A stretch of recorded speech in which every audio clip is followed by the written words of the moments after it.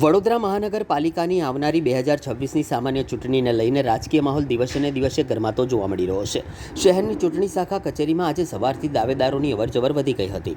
ઉમેદવારો મતદાર તરીકે નોંધાયેલા હોવાની પુષ્ટિ મેળવવા માટે જરૂરી પ્રમાણપત્રો લેવા માટે મોટી સંખ્યામાં પહોંચ્યા હતા।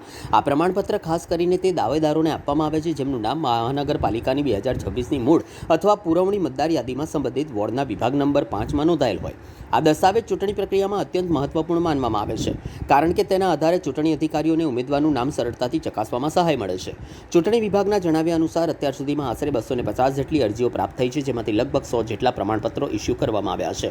નોંધનીય છે કે ચૂંટણીની સત્તાવાર જાહેરાત થતાં જ આ પ્રક્રિયા શરૂ કરવામાં આવી છે અને નોમિનેશન પ્રક્રિયા પણ પૂર્ણ થાય ત્યાં સુધી આ કામગીરી ચાલુ રહેશે। ચૂંટણીના મેદાનમાં ઉતરવા ઈચ્છુક દાવેદારો માટે આ પ્રમાણપત્ર અનિવાર્ય બની ગયું છે, જેના કારણે આગામી દિવસોમાં કચેરીમાં વધુ ભીડ જોવા મળે તેવી શક્યતા છે। વડોદરાની રાજકીય ગતિવિધિઓ હવે પૂર્ણ ઝડપે આગળ વધી રહી છે। રાજ્ય ચૂંટણી પંચ આયોગ તરફથી જે ચૂંટણીની જાહેર થઈ છે વડોદરા મહાનગરપાલિકાની, એમાં નોમિનેશન ફોર્મની પ્રક્રિયા મુજબ વોર્ડ મતદાર યાદીમાં નામ દાખલ છે કે નહીં પ્રમાણપત્ર ઇસ્યુ કરવાનું છે, એની પ્રક્રિયા હાલમાં ચાલે છે। પ્રમાણપત્ર ઇસ્યુ કરવા માટે કઈ કઈ બાબતો ચકાસવામાં આવે છે? પ્રમાણપત્ર મતદાર યાદીમાં જે વોર્ડમાં નામ હોય એનો અનુક્રમ નંબર અને ભાગ નંબર ચેક કરવામાં આવે છે અને ખાતરી કરીને પ્રમાણપત્ર આપવામાં આવે છે। આ પ્રમાણપત્ર કેટલું આવશ્યક છે મેળવવું દાવેદારો માટે?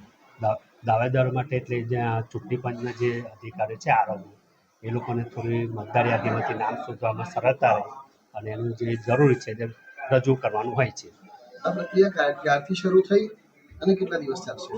આ પ્રક્રિયા જ્યારથી ચૂંટણીની જાહેરાત થઈ છે ત્યારથી ચાલુ થયું છે અને ચૂંટણીની નોમિનેશનની પ્રક્રિયા પૂરી થશે ત્યાં સુધી આ ચાલશે।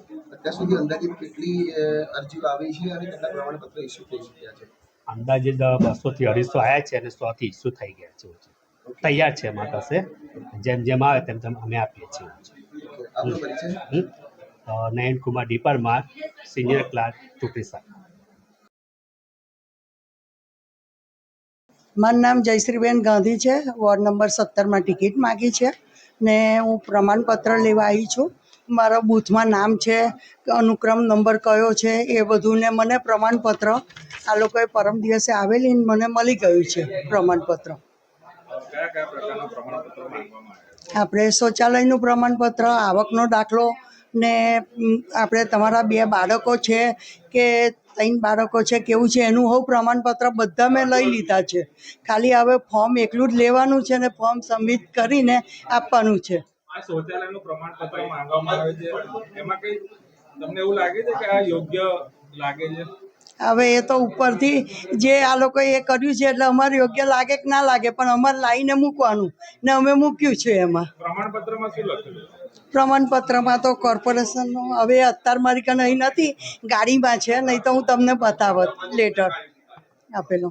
કયા પક્ષમાંથી તમે આ દાવેદારી કરી? હું કોંગ્રેસ પક્ષમાંથી દાવેદારી કરું છું ને મારા પાર્ટીના ઉપર હું વિશ્વાસ રાખું છું। મને પાર્ટીએ તક આપશે તો અમે ચૂંટણી લડીશું। હું કોંગ્રેસમાંથી, વોર્ડ નંબર 17। ટર્મ કેટલી? હા, બીજી ટર્મ।